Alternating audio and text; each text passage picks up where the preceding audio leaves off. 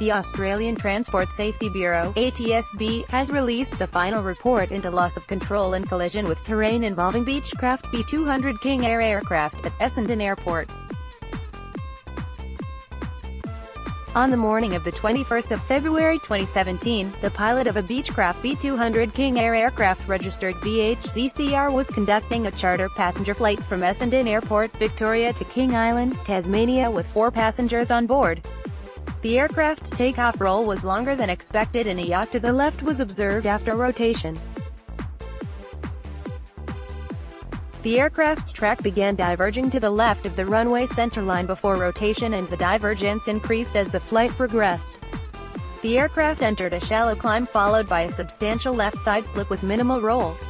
The aircraft then began to descend and the pilot transmitted a mayday call. The aircraft subsequently collided with a building in the Bulla Road Precinct retail outlet center of Essendon Airport. The aircraft was destroyed by the impact and post-impact fire, and all on board were fatally injured.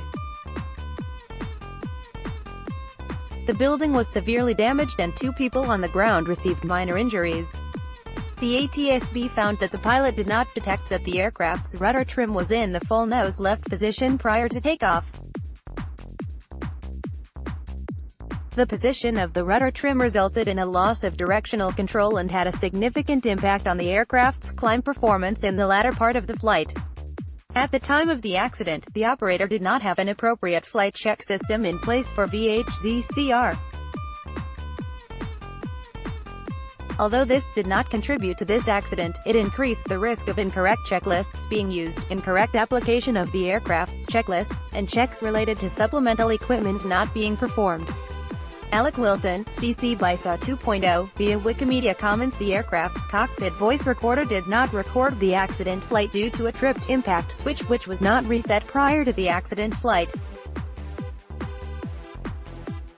This deprived the investigation of potentially valuable recorded information. The ATSB determined that the aircraft was operated above its maximum takeoff weight on the accident flight.